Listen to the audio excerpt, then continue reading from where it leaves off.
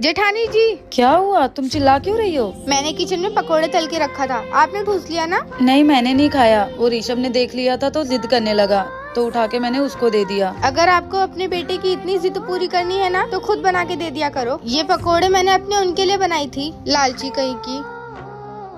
एक मिनट, आपके कान के झुमके कहाँ गए?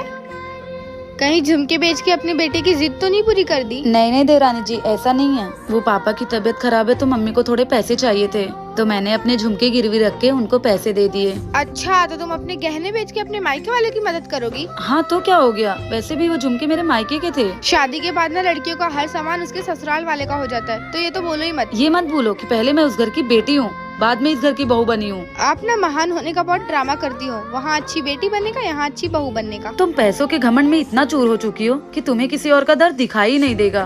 आपके लिए पैसा बड़ा है या परिवार, कमेंट बॉक्स में जरूर। सुनो, मेरा भाई थोड़ा लेट आएगा तो उसका इंतजार करना, सो मत जाना। पर दीदी, रात के 11 बज गए, मुझे भूख लगी है। भूख लगी है?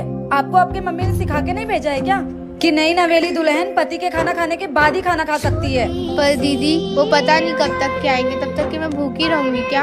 हाँ तो रहना ही पड़ेगा। जब हमारी शादी हुई थी ना, तो हम भी ऐसे ही भूखे रहते थे। ठीक है दीदी, तब तक के मैं आराम कर लेती, जब तक के वो नहीं आते। आराम नहीं करना है, मेरे भाई का इंतजार करना है जब तक वो नहीं आ जाता।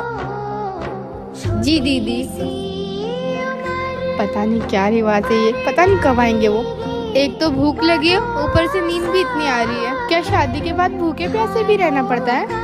ये कैसा जुर्म है बहुओं पर? ऐसे रीति रिवाज के चक्कर में न जाने कितनी रात बहुएं भूखे पेट सो जाती हैं।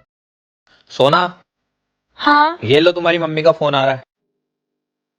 हेलो। हेलो। हाँ बेटा, मेरी तबीयत खराब है, तुम घर आ जाओगी?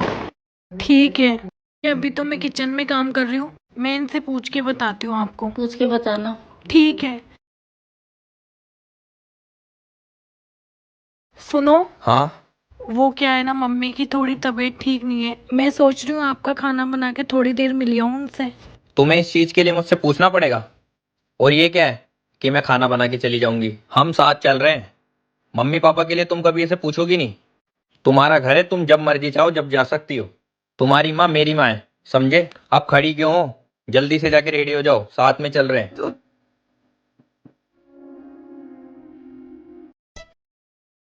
बहू, जी माँ जी। अगर ओढ़ने के लिए कपड़ा कम पड़ गया हो तो मैं मंगा दूं तुम्हारे लिए। क्यों माँ जी? तुम क्या अपने घर में 1 मीटर का घूंघट लिए घूम रही हो? मैंने सोचा मेरे घर में बहू आ जाएगी तो घर की रौनक बढ़ जाएगी, लेकिन तुम तो घूंघट से ही नहीं निकल रही हो।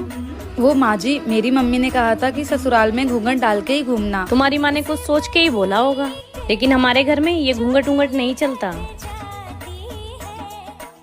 ठीक है माँ जी। अब मैं चांद जैसी बहू लेके आई हूँ, तो मैं पूरे घर में चमकता हुआ देखना चाहती हूँ। माँ जी, मैंने सोचा था मेरी सास बहुत खड़ूस होगी, पर आप तो मेरी माँ से भी प्यार। बेबी, आपने जुदाई मूवी देखी है? कैसे अनिल कपूर की वाइफ उसे 2 करोड़ में बेच देती है। अगर आपको भी कोई 2 करोड़ दे। पागल हो क्या आप? कैसे मुझे तुम मिल गई। 5 करोड़ से कम नहीं लूंगी।